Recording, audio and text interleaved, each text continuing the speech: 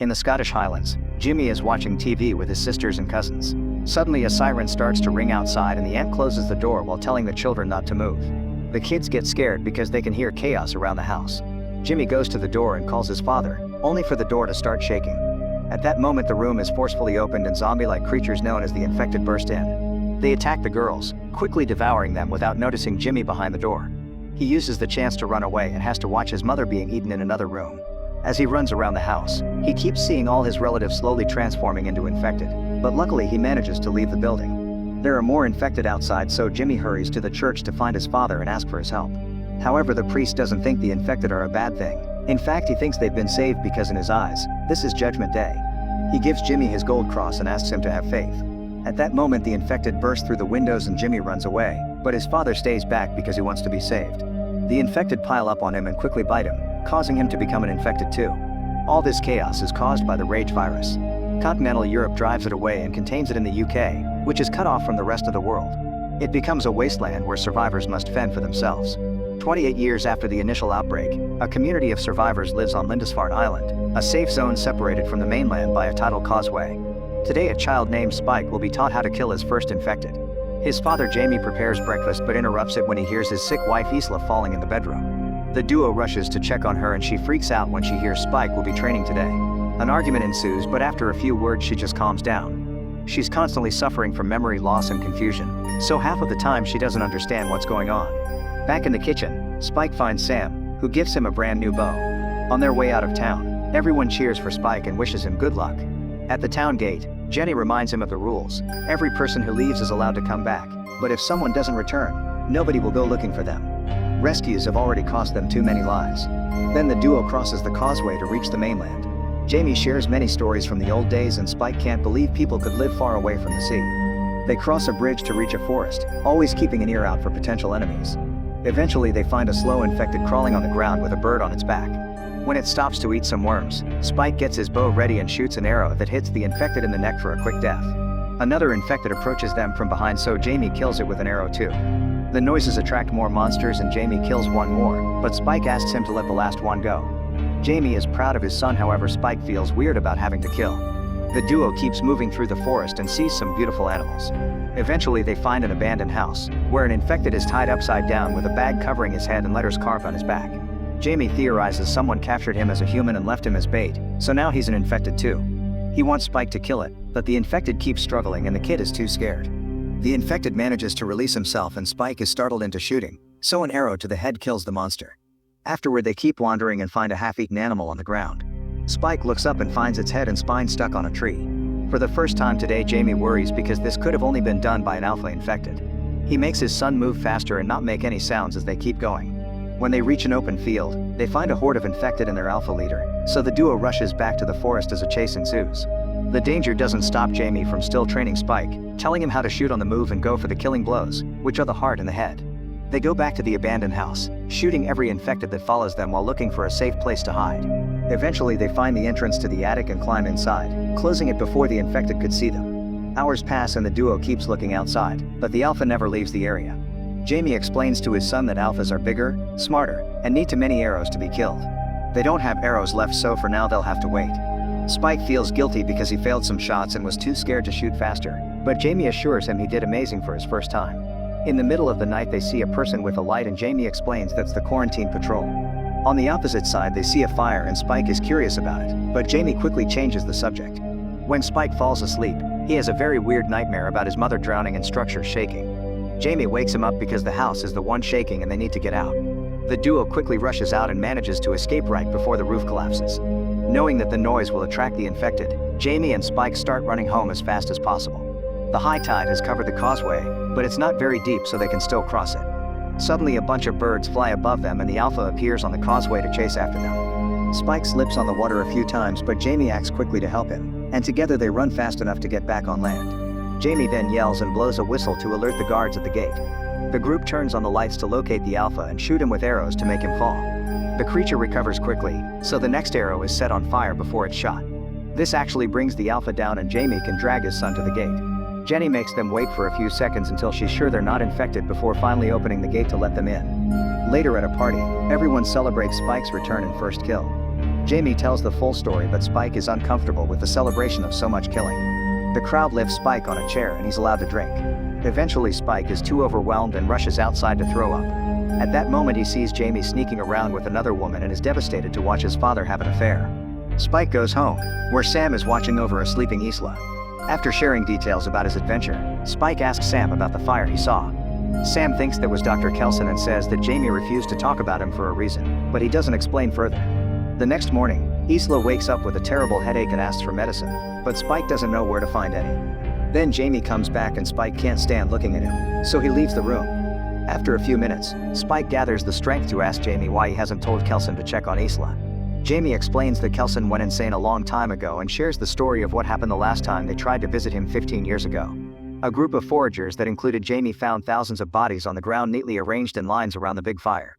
Kelson appeared to take the bodies to the fire and even waved at the group, who ran away in horror. Spike insists that Isla needs help and calls out his dad for his affair, which ends with Jamie slapping him. He immediately regrets it, but Spike runs upstairs to his mother's side. When Jamie tries to follow him, Spike takes out a knife and tells him to stay away from them. Jamie easily disarms him, but he doesn't want to make things worse, so he gives the knife back to Spike and leaves. Sometime later Spike lights a barn on fire, then he runs to warn the guards, saying everyone in town needs help putting out the flames. He promises to keep watch while the adults are gone, but as soon as he's alone, Spike retrieves Isla and they leave through the gate to take the causeway to the mainland. Isla freaks out when she realizes where they are and keeps calling for Jamie and her father. Spike calms her down and convinces her that a doctor will help her. After walking all day, they find a building to spend the night in. Isla is bored of keeping watching and wakes up Spike to share stories from before the outbreak, saying that Spike looks a lot like her father. As the conversation continues, Isla starts calling Spike Dad. He tells her to sleep while he keeps watch. Unfortunately, Spike is tired and ends up falling asleep as well, so an infected manages to enter the building. It tries to eat Spike's shoelaces and spits them when it realizes they aren't worms. Then it gets close to Spike's face, but when it's about to bite, someone pulls it back. At that moment Spike wakes up and thinks he dreamed the whole thing, but the dead body of the infected is nearby. Isla says she doesn't know what happened, but a flashback reveals she smashed the infected's head against a statue. Meanwhile, a group of soldiers is being chased by a horde of infected. They try to shoot as many creatures as possible, but many of the soldiers are wounded and they don't have many bullets left. Soon the infected catch up to them and start biting them, causing them to transform too. The other soldiers are forced to shoot their teammates and only 3 manage to escape. They reach a tunnel and close the gate before opening fire to kill the infected that get too close. Afterward they explore the tunnel, only to be jumped on by an alpha. He captures a soldier and tears his head off with the spine, which he uses to knock down another man. The third soldier shoots at more infected at the door and runs from the tunnel. Back to Isla and Spike, they continue to travel while dealing with Isla's delusions. When they find an old statue, she talks to Spike for a while thinking he's her father. Her nose starts bleeding and the smell attracts an infected, but Spike quickly kills it with an arrow. Some of its blood drops on Isla's forehead, so Spike rushes to clean it before she can touch it. Soon more infected arrive and the duo runs as fast as possible, with Spike shooting arrows whenever an enemy gets too close. Eventually they make it to a gas station and struggle with the door until they manage to get inside. The room is filled with fumes that make it hard to breathe. The infected follow them inside and the duo has to keep running. Spike grabs some objects and throws them at the creatures to slow them down. There are too many monsters and they surround them at a dead end, but at that moment a ceiling hatch opens and Soldier Eric tells the duo to hide. Then he opens fire at the infected, and the contact with the fumes causes a big explosion. The flames burn all the creatures, who desperately try to escape but fall dead before they can leave. Isla and Spike have hidden well and don't get hurt. As soon as there's an opening, they leave the building. While Isla throws up and deals with a headache, Eric approaches them to ask for guidance and freaks out when Spike has no answer to give him. In the end, Eric decides to go with them and even volunteers to carry Isla while they travel. After a few hours, they stop to take a break and eat some apples. Eric tries his phone, but he has no signal and little battery life left. Spike never saw a phone before, so Eric teaches him how it works and shows him a picture of his girlfriend. Since Spike never saw plastic surgery either, he thinks the woman looks weird. At that moment the battery runs out and Eric throws the phone away. Then the group gets going and Isla leaves the guys behind when she hears a noise. She follows it to an abandoned train full of rats, and inside she's shocked to find a pregnant infected woman. At first the infected is aggressive, but Isla shows that she means no harm and helps her give birth.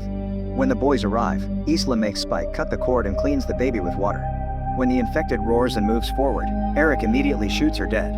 Eric wants to kill the baby too, however Spike and Isla have taken a closer look and concluded the child is human. When Eric is about to shoot anyway, an infected hand reaches through the ceiling and pulls him out. Then the infected jumps inside, revealing that he's an alpha and that he has Eric's head. When he notices the dead infected, he gets furious and starts chasing after the humans. As they run, Spike keeps shooting arrows, which don't cause much damage but at least slow the Alpha down. Soon Spike, Isla, and the baby manage to get off the train and the Alpha does the same to continue the chase. However, Dr. Kelson arrives and knocks him out with a sedative dart. Afterward, Kelson introduces himself, explaining he keeps his body covered in iodine because it protects him from the virus. He takes Eric's head as he calls the Alpha Samson, and says he's lived in the area for 3 years, but usually Kelson keeps his distance. Spike asks the doctor to help his mom and Kelson agrees to take them to his bone temple, which is a shrine-like place that he's created to remember the dead. Thousands of bones have been tied into pillars and skulls have been piled to make a tower. Kelson has used both humans and infected because he thinks they're very similar. Eric's head is thrown in the fire and once all the flesh has been burned off, Kelson washes the skull and asks Spike to add it to the tower. Afterward, Kelson hears the story of the baby and concludes the placenta protected her from the infection. He runs a variety of tests on Isla and determines that she has terminal cancer. While Isla cries, Spike freaks out because he doesn't understand that he can't just steal some medicine to cure her. Isla comforts her son and admits she had been suspicious of cancer for a while, but she hadn't been sure. Keeping Spike's eyes away, Isla makes a gesture for Kelson to show her consent for mercy. Kelson teaches him about the concepts of memento mori and memento amoris, which means everyone must remember to die in love at the right time. Isla puts the baby in Spike's arms before following Kelson to the forest where he puts her out of her misery. Spike thinks about all the happy memories with his mother until Kelson comes back with Isla's clean skull. After handing the baby to the doctor, Spike climbs up the tower and puts Isla's skull at the very top as the sun rises. In the morning, Samson appears running on the field, so Kelson pushes the kids into a secret pit he's built for protection. Samson finds them and roars at them as he tries to remove the lid, but he can't and gives up. The group thinks they're safe, however Samson comes back by breaking through the wood and grabs Kelson, shaking him around before starting to choke him. Spike gets one of the doctor's sedative needles and injects Samson's arm, which instantly puts him to sleep and saves Kelson. Afterward, Spike makes his way back to town with the baby in a basket. He names her Isla and leaves her with a note outside the gate for Jenny to find. The note is taken to Jamie, who reads it to learn that Spike is gone and doesn't want to be found. The letter also clarifies that Kelson isn't crazy and the baby is clean. A desperate Jamie runs out of town to find his son, however the tide is too high and he can't go far. 28 days later, Spike is wandering around the mainland and surviving on the animals he hunts. When an infected tries to approach him, he easily kills it with one shot. There are more creatures coming, so Spike has to run away. The road is blocked by a big rock wall, but luckily only one infected finds him there and Spike kills it too. Suddenly someone makes a noise of surprise and Spike turns around to discover an older Jimmy, who is still wearing his father's cross. Jimmy is impressed by Spike's skill and reveals he has his own team. There are more infected coming, so the group jumps off the wall and fights together to bring down all the creatures in a matter of minutes. They laugh while doing it because they enjoy brutally killing like this. Jimmy celebrates the victory with a cheer and tells Spike that they should be friends. Make sure to subscribe and turn on notifications so you can watch more videos like this. Thanks for watching.